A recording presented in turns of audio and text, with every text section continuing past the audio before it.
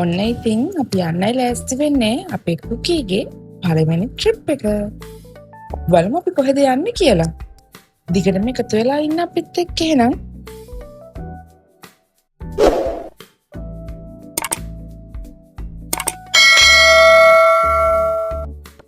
මේක තමයි අපේ චූටි කුකීගේ අවුට්ෆිට් එක. මේක මං ගත්තේ එලිගන්ට් ස්මෝකර් එකෙන්. ඒකේ සොක්ස් දෙකත් ඒකෙන්ම ගත්තේ. ඔන්න එහෙනම් අපේ ෆස්ට් ට්‍රිප් එක යන්න අපේ චූටි කුකී රෙඩි වෙලා ඉවරයි. අපි යමු එහෙනම් දැන්. යන් කිව්වට ඉතින් චූටි ප්‍රශ්නයක් තියෙනවා. අපේ අයියා මෝර්නිං පර්සන් කෙනෙක් නෙමෙයි. ඉතින් යා චුට්ටක් අමාරුයි නැගිටව ගන්න. එයාවත් රෙඩි කරගෙන අපි අපේ ගමන යන පිටත් වුණා. මේ තියෙන්නේ ඒ යන්න පිටත් වෙලා ගත්ත ෆොටෝස් ටික. ඔන්න ඉතින් අපි දැන් යන ගමන් අපිට ඉතින් කොළඹින් පිටත් වෙන කලින් ගොඩාක් ලයිට්ස් අහු වෙනවා, ගොඩාක් වෙයිටින් ඉන්න වෙනවා. කොහොම හරි චූටි කුකීගේ ඩ්‍රෙස් එකත් අපිට චේන්ජ් කරන්න වුණා. මොකද ඉතින් එයාට අපහසුයි කියලා දැනුණා එයාගේ ඇඳුම. ඉතින් ඒක නිසා ඒකත් චේන්ජ් කරා යන ගමන්ම. ඊට පස්සේ එයා හොඳට නිදාගත්තා. අයියාත් ඉතින් නිදාගත්තා. දෙන්නම දොයි. මොකද දෙන්නම උදේ පාන්දර ඇහැරුණානේ ඉතින්. ඒක නිසා දැන් ඉතින් දෙන්නම දොයි.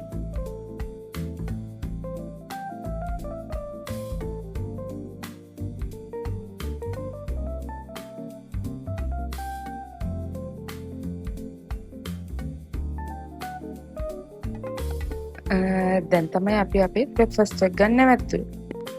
අපි නැවතුනේ කොළඹ කැන්ඩි රෝඩ් එකේ තියෙන නිහාල් ෆැමිලි රෙස්ටොරන්ට් කියන එකේ. මම මීට කලින් මෙතනට ඇවිල්ලා තියෙනවා. මම හිතනවා ගොඩක් අය මෙතනට ඇවිල්ලා තියෙනවා කියලා. මෙතන කෑම හරිම රහයි. ඒක නිසා අපි මෙතන බ්‍රෙක්ෆාස්ට් ගන්න තීරණය කළා. දැන් ඇත්තටම බ්‍රෙක්ෆාස්ට් නෙමෙයි ලන්ච් එක. ඒත් අපි දැන් තමයි අපේ ඩේ එකේ ෆස්ට් මීල් එක ගන්නෙ.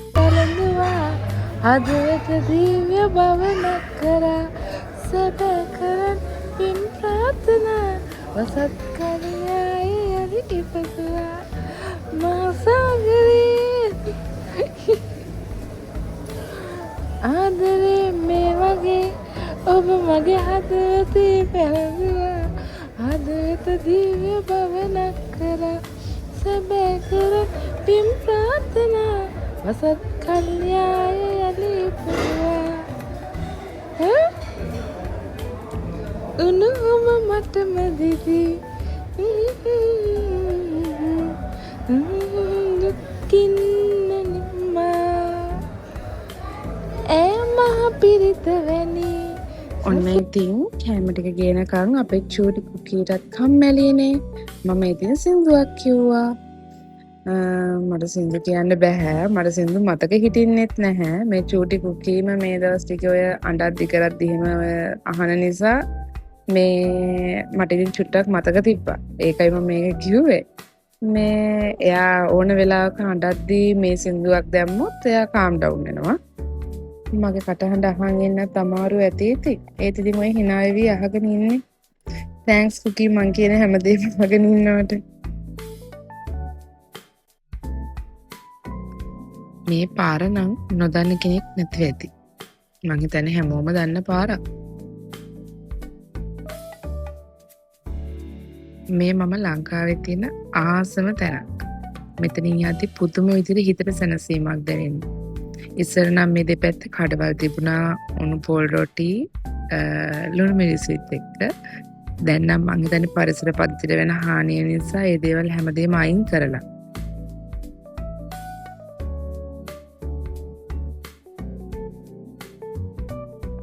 දැන් නම් ගොඩක් අය දන්නවා ඇති අපි කොහෙද යන්නේ කියලා. අපි යන්නේ අනුරාධපුරේ. අපේ කුකීව අරගෙන පළවෙනි පාරට අපි අනුරාධපුරයට යනවා. අපේ කුකී අපි ගාවට ඇවිල්ලා කියලා අපි දැනගන්නේ සති 27ක් පහු වෙලා. ඉතින් එයා ගෑනු දරුවෙක්ද පිරිමි දරුවෙක්ද දන්නේ නැතුව මම ඒ වෙලාවේ දැනගත්තු පළවෙනි දවසේ පන්සලට ගිහිල්ලා බාර වෙනවා. මට කිසිම කරදරයක් නැතුව මගේ චූටි මැනිකව හම්බ වෙන්න කියලා.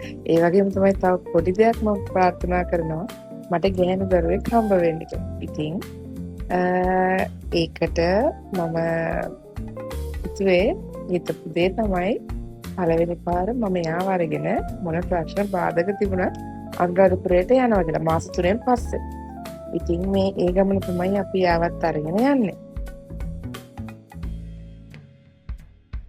ඔන්න අපි අනුරාධපුරයට ආවා. ටිකක් හවස් වුණා ඇති මොකද බබාලා දෙන්නෙක් එක්ක එද්දි හරිම අමාරුයි. අපේ කුකී ගොඩක් චූටිත් වැඩි. ෆෙරානුත් චූටි වැඩි. ඒ කියන්නේ අර දැන් අවුරුද්දාම 3මාරක් නෙවෙන්නේ. ඉතින් ඒක නිසා පොඩක් ඒ දෙන්නත් රිලැක්ස් කර තමයි අපි ගමන ආවේ. ඒ නිසා චුට්ටක් හවස් වුණා. කමක් නෑ මම හිතනවා මේ වෙලාව තමයි හොඳම වෙලාව කියලා. මොකද අවුවේ යන්නත් බෑ. ඉතින් මේ වෙලාව ඇත්තටම හොඳයි. අපේ චූටි මැනිකට ළමා සාරියක් ඕනේ කිව්වනේ අඳින්න. අනුරාධපුරේ යනවනම්. ඔන්න ඉතින් එයා අනුරාධපුරේ පොමළුවට යන්න මේක තමයි එයා යන්නේ. මට දවස් 3ක් හෝ 4ක් වගේ පොඩි කාලයකින් මේ ළමා සාරිය කරලා ඇව්වේ ලිටල් ඩ්‍රෙස් කිඩ්ස් ක්ලෝතින් එකේ. හරිම ලස්සනට චූටි එම්බ්‍රොයිඩරි හිපුත් එක්ක මගේ චූටි කුකීට ලස්සනට ඇඳගෙන යන්න මේ ඇඳුම මට කරලා ඇව්වට ඔයාට ගොඩාක් ස්තුතියි.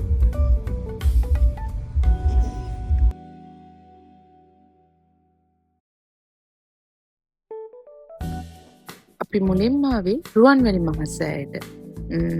අපේ කුකී ඉතින් රුවන්වැලි මහසෑයට ඇවිල්ලා මල් පහන් පූජා කරලා පහන් පත්තු කරලා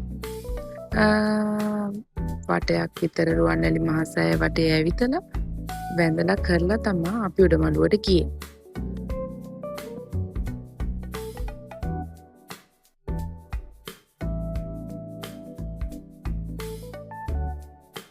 අපේ සුපර්මෑන් ෆෙරාන්ට නම් පන්සලක්ද පල්ලියක්ද කොහෙද කියලා අදාළ නැහැ.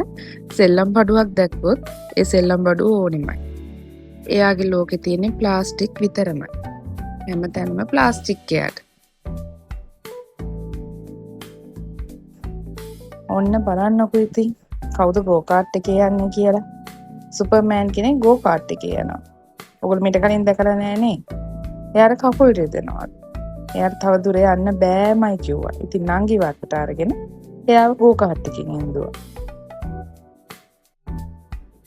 ඊට අපේ ගමනේ අද දවසේ අන්තිම ස්ථානට ආවා. අනුරාධපුර ශ්‍රී මහා බෝධීන් වහන්සේ ගාවට. ඉතින් අපේ චූටි කුකීගේ පළවෙනි දුරම යා පළවෙනිට ගිය දුරම ගමන මේක. ඉතින් එයා අද ඉඳන් එයාගේ ගමන පටන් ගන්නවා.